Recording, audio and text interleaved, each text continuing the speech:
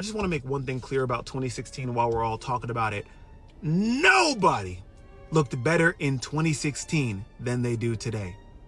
Nobody, generally speaking, the general public does not look better in 2016 than they do today. 2016, I feel like we're losing the point. We're losing the nostalgia and the filters. Why do you think everybody was using so many filters? We were all busted. You know what I'm saying? You look back with the nostalgia at the 70s and the 80s and the 90s, and everyone was so supple. The fashion was cool. It was sleek. It was cool. It was effortless.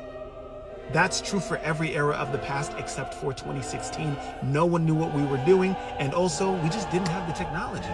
Fundamentally, we did not have the technology. I'm not talking about the GLP-1, the BBL, the filler. I'm talking about the basic technology. There was no pattern.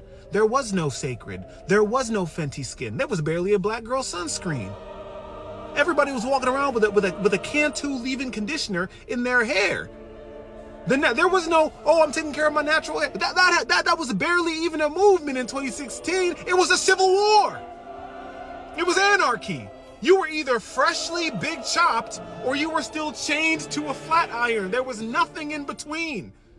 If you didn't live in Atlanta, you couldn't get a good haircut. My brothers were walking around, were double cheeked up on a Tuesday afternoon, all hella ass, in some skinny fucking jeans. The girls got drag queen makeup. And it's no offense to the drag queens, because the drag queens look great in drag queen makeup because they were drag queens. I love drag queen makeup on drag queens. But baby, you're in an A-push class. We're about to take the SAT for the last time. It's 9 o'clock in the morning. Fuck are you doing with and it's not blended.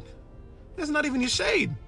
The shades didn't even exist to be your shade. You had to mix the shades at home because the shade didn't exist yet. It was bad, guys.